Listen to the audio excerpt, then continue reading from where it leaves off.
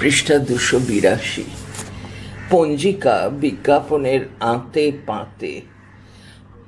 অয় চন্দ্রবিন্দু আকার তয়কার হাইফেন পয়াকার তয়কার আঁতে পাতে। সুমন ভট্টাচার্য।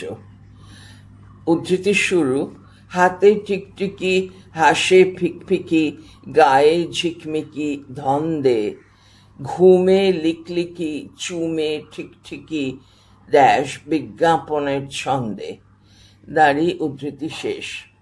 শার্লক হোমস হাতে পেয়েছেন একটি চিরকুট, যেখানে পরপর দেখা যাচ্ছিল 534C সুপারস্ক্রিপ্ট 2, 13, 127, 36, 31, 4, 17, 21, 41, ... পাদটিকা 1। সংকেত তো স্পষ্টই, তার উন্মোচনে এক ধাপ এগোয় কোনো বইয়ের 534 নম্বর পৃষ্ঠা এবং তার দ্বিতীয় কলাম। সেটা কোন বই হতে পারে? ওয়াটসন জানালেন বাইবেল। মক্ষম খোঁচায় খারিজ করলেন Holmes. Quote opens ... I could hardly name any volume which would be less likely to lie at the elbow of one of Moriarty's associates ... unquote পাদটিকা 2। সুতরাং মরিয়ার্টির শ্যাঙাত মহল্লায় বাইবেল অভাবনীয়। অভিধান বা ব্র্যাডশ ও ঠিক কাজের কাজ এক্ষেত্রে করতে পারবে না। তাহলে তা কোন বই যা থাকতে পারে গুন্ডা বদমাশদের ডেরায়, তাদের হাত নাগালে, তাদের কোনই ঘেঁষা? ডক্টর ওয়াটসনই বাতলেছেন অ্যালমানাক, আর হোমস এক ধাপ এগিয়ে বলেছিলেন উইটেকার্স অ্যালমানাকের কথা, কারণ তার পৃষ্ঠা সংখ্যাও অমন্তর, তা 2 কলামে ছাপা, আর সব থেকে বেশি লোক সেই পঞ্জিকার অনুগত। বিলিতি মুল্লুক থেকে বাংলার চেনা মাঠে ফিরে এলে একটু মনে করাই যায় সন্দীপ রায় পরিচালিত ফটিক চাঁদ 1983 ছবির কথা। সেখানে নিখিল সান্যালকে যারা কিডন্যাপ করতে চেয়েছিল, তারা তার জন্য শুভ লগ্ন তথা কর্মসিদ্ধির সফলতার উপযুক্ত লগ্ন খুঁজতে শরণ নিয়েছিল এক জ্যোতিষাচার্যের। পৃষ্ঠা 284। পৃষ্ঠা 283-তে একটি বিজ্ঞাপন রয়েছে পুরনো পঞ্জিকার। তাতে ওপরে লেখা 1550 টাকা পুরস্কার, সিদ্ধ বশীকরণ কবচ। বাঁদিকে একজন লোটা কমণ্ডলু হাতে সাধু দাঁড়িয়ে আছেন, বা হাতটি তুলে, আর নিচে ছোট ছোট ছাপার অক্ষরে এই সম্বন্ধে লেখা রয়েছে। মূল পাঠে ফিরে যাচ্ছে। পৃষ্ঠা 284। মুশকিল ওই যে পঞ্জিকায় শুভ বিবাহ, গৃহপ্রবেশ, নাট্যারম্ভ, বীজ বপন থেকে আরো হরেক ক্রিয়াকর্মের তিথি নির্দেশ থাকলেও অপহরণের জন্য কোনো তিথি লগ্নের উল্লেখ নেই, আর তাদের প্রকল্প আগে বা পরে সাফল্যও পায়নি। কথা সেটা নয়, কথা এই যে পঞ্জিকাই সম্ভবত সেই বই যা পরম শুদ্ধাচারী সন্ত বা সন্তসম ব্যক্তি থেকে চরম পামর লোকজনের অধিকারে বা নাগালে থাকে। আর অক্ষর পরিচয় না থাকলেও পঞ্জিকার সঙ্গে পরিচয় তাঁদের পাকাপোক্ত। আর আক্ষরিক অর্থেই এই আপামর সাধারণ্যে নির্বাদ গতিবিধির জন্যই পঞ্জিকাকে আশ্রয় করেছেন বড় মেজ সেজ ছোট ব্যবসায়ী বর্গ। কারণ পঞ্জিকার ক্রেতারা পঞ্জিকার বয়ান বা বচন যতই না বুঝুন, সততই যা তাঁদের বোধ সাধ্য সেই বিজ্ঞাপনের চেহারা বুঝতে অসুবিধা নেই এক বিন্দুও। বরং সেই সব লগ্ন, তিথি, বার, দোষ, কালবেলা, নক্ষত্র বিচারের জটিলতায় যত হাবুডুবু খাবেন, ততই পাঁজি পড়া বামুন ঠাকুরের জন্য অপেক্ষা করতে করতে হাত ঘোরাবেন পঞ্জিকার বিজ্ঞাপন পৃষ্ঠায়। পড়তে জানলে ভালো, পড়তে না জানলেও ছবি তো আছেই, ছবি দেখতে দেখতেই তো বোঝা হয়ে যায় অনেকটাই। মজা এই যে পঞ্জিকা একই সঙ্গে অতি সাধারণের নিত্যবৃত্ত হলেও তা এখনো আজও সেই সাধারণেরও পূর্ণায়ত্ত নয়। একদা সেই প্রাক মুদ্রণ যুগে যখন গ্রহ বিপ্র গণৎকার বর্গ তাঁদের পুঁথি হাতে বিধান মীমাংসায় অগ্রসর হতেন, কর্তার বৈঠকখানা থেকে গিন্নিদের উঠোনে দালানে ছড়ানো অন্দরে, তখন পঞ্জিকার অধিকার একান্তই তাঁর। তা এক নিরঙ্কুশ ক্ষমতারও চিহ্ন। 4-6টা কালা আখর দেখে ভবিষ্যৎ বলে দেওয়া কি চারটিখানি কথা? সুতরাং জনগণ মনেও ক্রমশ জাগতে থাকে অনুরূপ অধিকারে পৌঁছবার আকুলতা। ফিল্মের নায়ক নায়িকার কেশপাশ বেশবাসের যথাসাধ্য অনুকরণেই যেমন গড় জনতা তাঁদেরই রূপ গুণ এবং প্রেমাকর্ষণের ক্ষমতায় নিজেদেরও অনুরূপ দক্ষতায় নিয়ে আসেন, মনে মনে মুদ্রণ যুগে পঞ্জিকার অধিকার সার্বজন্য হওয়ার পরে পঞ্জিকার উপর ব্যক্তিগত মালিকানাও সেই একই আত্মবদ্ধ গৌরবের দীক্ষায় প্রত্যয়ী করেছিল গড় জনতাকে। কিন্তু পাঠ আর পাঠোদ্ধার উভয়ই সবিশেষ বিতর্ক সাপেক্ষ হওয়ায় এক বৃহৎ অংশের অধিকারে থাকল পঞ্জিকার ছবি আর বিজ্ঞাপনের পাতা। পৃষ্ঠা 285। হ্যাঁ, প্রেমাকর্ষী হওয়ার নানান উপায়ও সেখানে আছে। মায়াবী আয়না, আশ্চর্য আংটি আর তাবিজ কবচ মাদুলি বশীকরণের হদিশ তো তার এন ফর ইনফিনিটির মতোই। এখানে আবার একটি পুরনো পঞ্জিকার বিজ্ঞাপনের ছবি দেওয়া হয়েছে, তাতে লেখা বিনামূল্যে আজব আয়না বিনামূল্যে। একটি মহিলার আবক্ষ ছবি রয়েছে এবং তিনি একটি হাতে আয়না ধরে আছেন আর ছোট ছোট অক্ষরে লেখা আছে। মূল পাঠ চলছে। বাংলা পঞ্জিকার ছবি তো ছাপা হচ্ছে একদম প্রথম থেকেই। গৌতম ভদ্র লিখেছেন 1818-তে দুর্গাপ্রসাদের পঞ্জিকাতেই রাশি চক্রের ছবির সঙ্গে সূর্যগ্রহণের ছবি ছিল। পাদটিকা 3। এই দুর্গাপ্রসাদ বিদ্যাভূষণের 1225 বঙ্গাব্দের পঞ্জিকাতেই তিনি পঞ্জিকার বিপুল জনসংযোগ সাধ্যতার নিশ্চয়তার দিশাটি দেখান। আর রেভারেন্ড জেমস লং এর প্রতিবেদন অনুযায়ী 1264-তেই শুধু কলকাতায় পঞ্জিকার বিক্রি 1,35,000 আর গোটা বাংলায় 2.5 লক্ষের কম নয়। পাদটিকা 4। সুতরাং বিজ্ঞাপনের মাধ্যম হিসেবে পঞ্জিকার কোনো বিকল্প তথা উন্নততর বিকল্প তখন নেই, আর দীর্ঘকাল ছিলও না। পৃষ্ঠা 286। সংরক্ষণের বোধ, তার প্রয়োজনীয়তা বিষয়ে সচেতনতার অভাবে পঞ্জিকা ধারাবাহিক ইতিহাস পাওয়া যেমন দুঃসাধ্য, তেমনি প্রায় অসম্ভব পঞ্জিকার বিজ্ঞাপনেরও একটি ধারাবাহিকতাকে পাওয়া। এর একটা বড় কারণ, দীর্ঘকাল পঞ্জিকার বিজ্ঞাপন ছাপা হতো একেবারে প্রারম্ভিক পৃষ্ঠায় ধারাবাহিকে এবং চৈত্রের চিতাভস্য উড়িয়ে দেওয়ার পর। আর গ্রন্থাগারের কর্তৃপক্ষ যদি বা পঞ্জিকা সংরক্ষণ করেছেন, তো সেই তার মুড়ো আর ল্যাজাকে পরিহার করেছেন নিতান্তই বাতিল আর ঘোরতর বাহুল্য জ্ঞানে। সুতরাং তাঁদের সংরক্ষণ চেতনার আলোয় পাঁজি থাকল আধা হয়ে কৃষ্ণপক্ষের ঈষৎ অন্তপর্বে চাঁদের মতোই তার ক্ষয়া ভাঙা চেহারা। অবশ্য সেই আদিম গ্রন্থাগারিকদের খুব দোষ দেওয়া যায় না, কারণ পুরনো পাঁজির বিজ্ঞাপনও তো পুরনোই।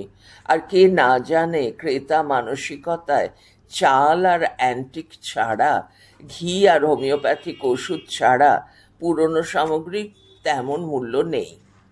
অবশ্য যদি গণৎকার বর্গ এ বিষয়ে কিছু ভবিষ্যৎবাণী দিতেন যে এই অধুনা মূল্যহীন পৃষ্ঠাগুলি অধুনা কিয়দংশে হাস্যকর পৃষ্ঠাগুলি কালে দিনে অমূল্য তথা অমূল্যতর হবে, তাহলে হয়তো গতি হতে পারত একটা। তবু নেই নেই করে এবং নয় নয় করেও যা আছে তাও এক এলডোরাডো, তাও এক সেই রত্ন ভাণ্ডার যেখানে ঢুকে পড়লে পাঠকের অবস্থা হয় কাশেমের মতোই। ওই বিজ্ঞাপনের খাসতালুকের ভেতরে ঢুকবার পর ফিরতি চিচিং ফাঁকের মন্তর তো মুন্ডু থেকে উধাও হওয়ারই জোগাড়। পঞ্জিকা তো নিতান্ত কম নয়। 1818-তে রামহরির পঞ্জিকা, 1824 কলিকাতা নতুন পঞ্জিকা, 1825 বিশ্বনাথ দত্তের পঞ্জিকা, 1835 গোবর্ধন শর্মার পঞ্জিকা, 1836 মাধব দাসের পঞ্জিকা, এরকম আরো আরো। আর একটা বিষয়ও এখানে বলে রাখা ভালো, চন্দ্রকলার রাসবৃদ্ধির মতোই পঞ্জিকারও হরেক আকার রাসবৃদ্ধি। এদের মধ্যে ডিরেক্টরি ফুল পঞ্জিকাই সম্ভবত পূর্ণ জ্যোৎস্না পুলকিত, এরপরে শুধুই তিথি নক্ষত্র শাসিত ফুল পঞ্জিকা, সেখানে বিজ্ঞাপনও নেই, অথবা বাঁধাইকর রূপ রাহুর চিরগ্রাসে তা অবলুপ্ত। বিজ্ঞাপনহীন হাফ পঞ্জিকা, এরপর পকেট পঞ্জিকা, যেন বা কৃষ্ণপক্ষের অন্তে প্রতিপদের একফালি চাঁদ তার নেশায় তার মায়ায় জড়িয়ে নিতান্ত কেজো কেঠো পড়ুয়াকেও টেনে নিয়ে যাবে ফুলপঞ্জিকার বাঁধ ভাঙা তথ্য আর ফুর্তির দুনিয়ায়। পৃষ্ঠা 287। তথ্যটা ওই ডিরেক্টরির, আর ফুর্তিটা কিন্তু বিজ্ঞাপনের। ফুর্তির তো একদম দক্ষিণ দুয়ার খোলা। পঞ্চাঙ্গের আধারে অষ্টাঙ্গে আহ্লাদিত হওয়ার উপায় যেন বা সুমুখে সজ্জিত, আঁখি নাগালের সুধা পারাবার। আর যদি মনে হয় যে এতে ফুর্তি কিছু কম পড়ছে, তার জন্য আরেকটু প্রাগ্রসর ব্যবস্থাও ছিল। ওই দ্রব্যেরই আর এক বছরের বিজ্ঞাপনে শেষ অনুচ্ছেদ আরো বিশদ। উদ্ধৃতি শুরু। যিনি সর্বোৎকৃষ্ট ধরনের আজব আয়না কিনিবেন, তিনি তৎসঙ্গে অধিকন্তু ওই সেন্ট ছাড়াও একজোড়া জাদু চশমা ও সুবেশা কয়েকটি ফরাসি রমণীর ছবি উপহার পাইবেন। ওই ছবিগুলি জাদু চশমার মধ্যে দিয়ে দেখিলে ওই তরুণীদের নগ্নাবস্থায় দেখা যাইবে। আজই ইহার জন্য লিখুন। ভারতবর্ষে একমাত্র বিক্রেতা prop the Bengal mesmerism house, GP 49, Hoshiarpur. Gupta press directory পঞ্জিকা 1356, পাদটিকা 5, উদ্ধৃতি শেষ। ওই প্রমোদ খুবই পুরুষতান্ত্রিক, কিন্তু পঞ্জিকার দরবার তো কেবল পুংজনের একচেটিয়া নয়, তা গৃহকর্ত্রীর অধিকারেও থাকে, আর তাও তো কেবল মঙ্গলবার বিকেলে পুঁইশাক খেতে আছে কিনা দেখবার জন্যই নয়। মহাশ্বেতা দেবীর সেই গল্প স্তন্যদায়িনী মনে পড়বে সকলেরই, যে পত্নী গমনের জন্য বাবুরা পাঁজি দেখাতেন। অবশ্য সেখানে দীর্ঘকাল বিবিদের সম্মতির তোয়াক্কা ছিল না, কিন্তু দেখা দিয়েছে রূপ সমৃদ্ধির দ্রুত অর্জনের নিদান বিধান। শান্তিরস সালসায় পেশিপুষ্ট পুরুষের ছবি এবং নারীর জন্য গর্ভ সংকট থেকে মুক্তির উপায়। উদ্ধৃতি শুরু। ঋতু বন্ধ বিষয় চিহ্ন, গর্ভ সংকট পরপর দুটি বিষয় চিহ্ন, তার নিচে চুম্বকী রেচনি, বৈষ্ণ রয়কার চ দন্তে নয় দীর্ঘই। স্ত্রীলোকের মাসিক ঋতুবন্ধ যে কোনো কারণেই বা যত দিনেই হোক না কেন, এমনকি 4-5 মাসের গর্ভসংকট সম্পূর্ণ নির্দোষ। চুম্বকী রেচনী ব্যবহারে অতি সত্বর সহজে স্রাব হইয়া যায়। 30 বৎসর যাবৎ ইহা বহু সহস্র ক্ষেত্রে সুপরীক্ষিত হইয়াছে। পৃষ্ঠা 288। গ্যারান্টিড, চুক্তিও লওয়া হয়। মূল্য 5 টাকা,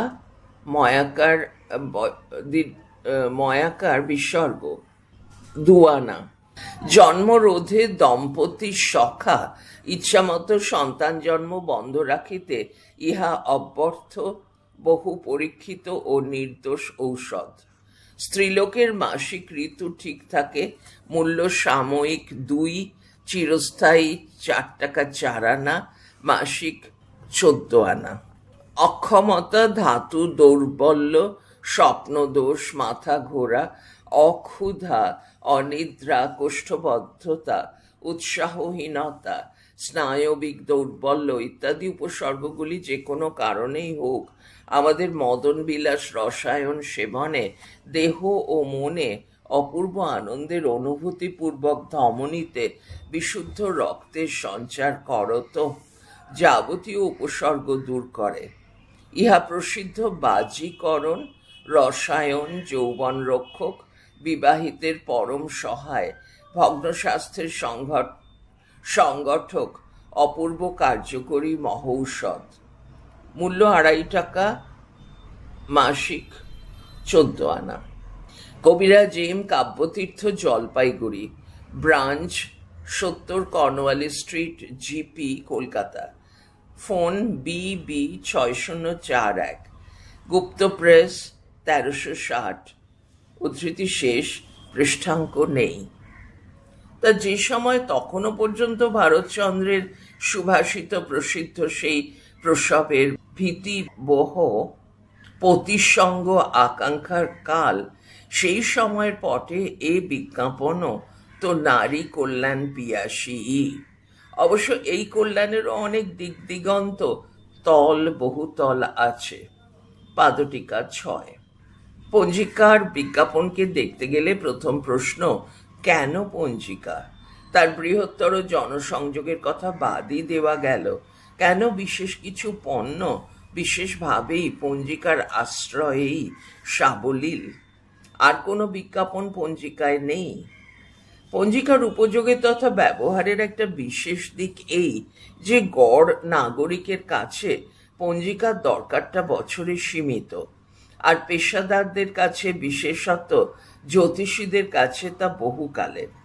অন্তত কম্পিউটারের সর্বময় কর্তৃত্বের থাবা বসাবার আগের সময় পর্যন্ত মোটামুটি 50-60 বছরের পাঁজির উপর তাঁদের নির্ভরতা ছিলই। সুতরাং দৈনিক, সাপ্তাহিক, পাক্ষিক বা ত্রৈমাসিক সাময়িকী, যেখানে তার ঘোষিত ব্যবধানের ভিত্তিতে সম্ভাব্য গ্রাহকের চোখ নাগালের বাইরে আড়াল নিতেই পারে, সেখানে পঞ্জিকায় জ্ঞাপিত পণ্যটি 1 বছর ধরেই কিন্তু নাগালের মধ্যে।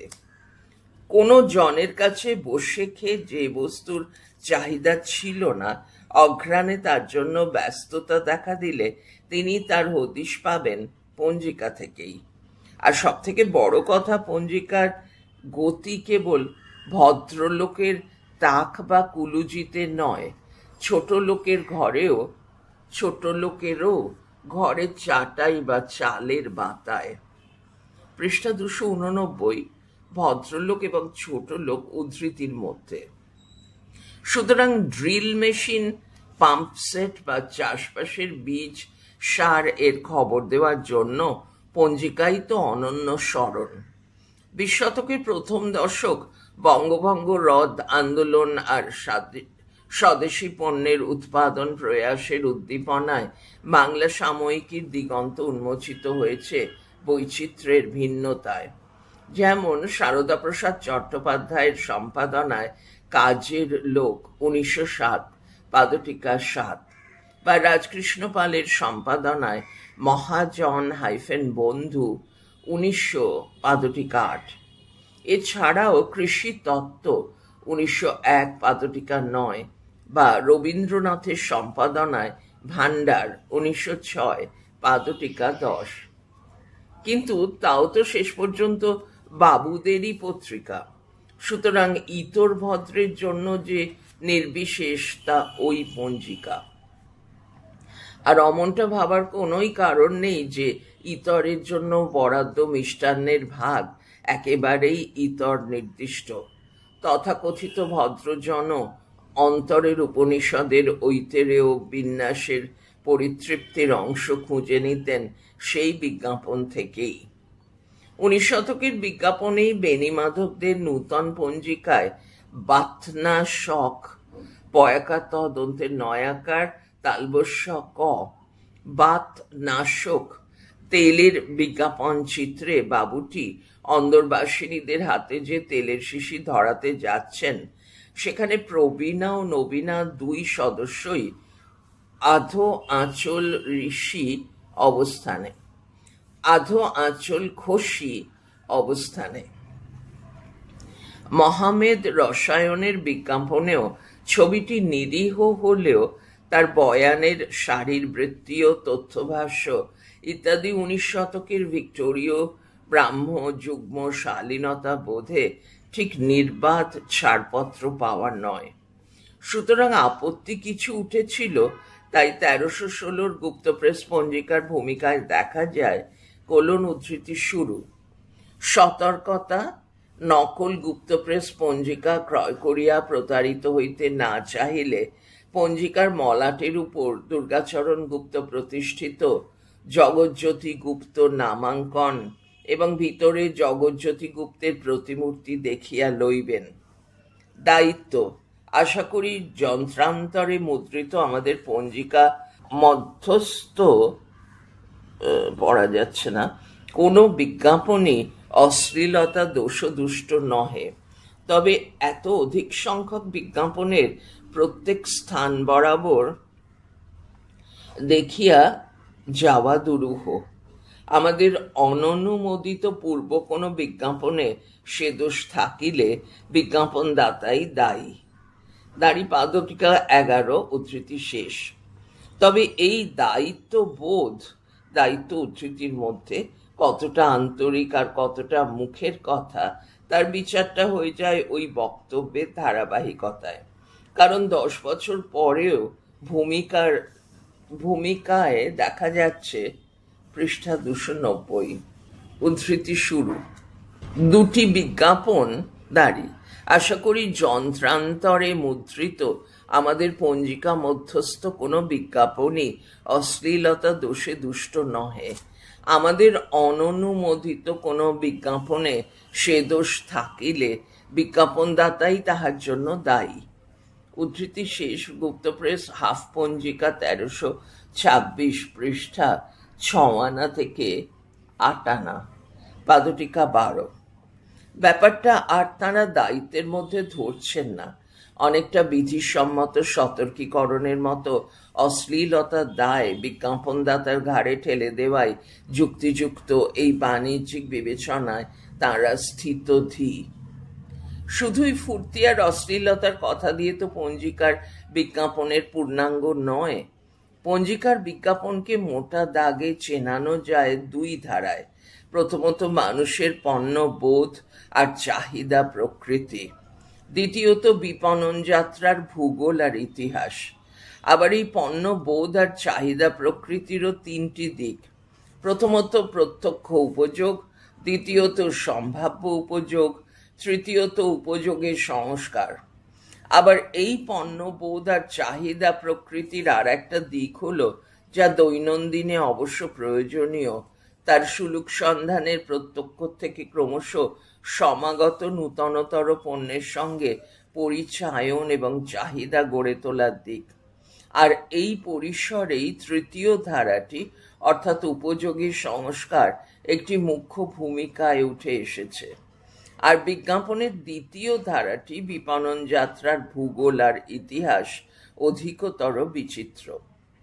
পঞ্জিকার একাধিক পঞ্জিকার বছরে বছরে পাতায় পাতায় কত বিভিন্ন এলাকার যে কত রকম ব্যবসাপাতি চলেছিল বা চালাবার চেষ্টা করা হয়েছিল, তার তথ্য বাংলার বাণিজ্য যাত্রারই এক অতি নির্ভরযোগ্য ইতিহাস হয়ে আছে। শুধু তাই নয়, কত কত সংস্থা কত রকমের পণ্য বাজারে এনেছে, আবার তা কখনো উঠে গেছে, কখনো ব্যবসার কঠিন দুনিয়ায় বজায় রাখতে পারেনি তার ভূমিকা বা গুরুত্ব, তারও চিহ্ন থেকে গেছে পাঁজির পাতাতেই। যদিও একথা যে কোনো রকম বিজ্ঞাপনের ক্ষেত্রেই বলা চলে, তবু পঞ্জিকার বিজ্ঞাপনের একটা নির্দিষ্ট ধরনেরই গঠন আছে, যোগ বিয়োগও।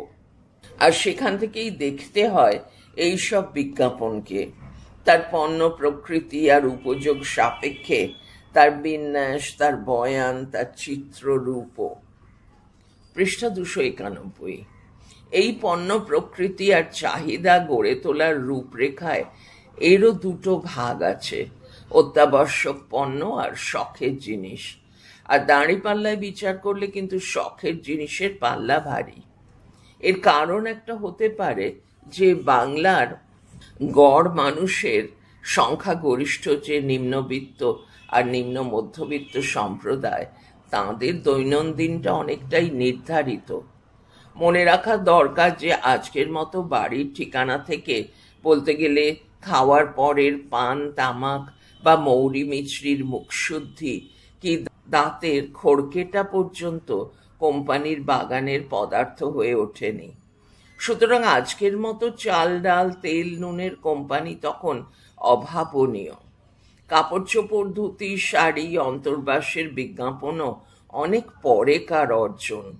তবু প্রত্যক্ষ উপযোগের তালিকা করলে দেখা যাবে একটা বড় অংশ জুড়ে আছে নানা রকম পেটেন্ট ওষুধ, নকল গয়না, হোমিওপ্যাথি ওষুধ, ক্রীড়া সামগ্রী, কবিরাজি ওষুধ, মাথার সুগন্ধি তেল, কলম, ছিপ, ঘড়ি, চতুষ্পাঠী ইত্যাদি প্রভৃতি।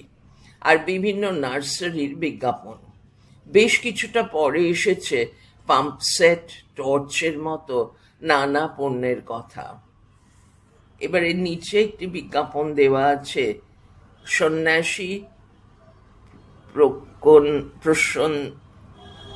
পড়া যাচ্ছে না, হাঁপানির প্রত্যক্ষ মহৌষধ, অ্যাজমা জিন, গভর্নমেন্ট রেজিস্টার্ড নাম্বার 2384। তার নিচে খুব ছোট ছোট হরফে বিজ্ঞাপনটি লেখা আছে। আর ডান দিকে একটি ছোট পাসপোর্ট ছবির মধ্যে লেখা একজন মহিলা সন্ন্যাসিনীর ছবি দেওয়া আছে, বা একজনের ছবি আছে, তিনি বুকে হাত দিয়ে আছেন। মূল পাঠ পড়া চলছে পৃষ্ঠা 292 থেকে।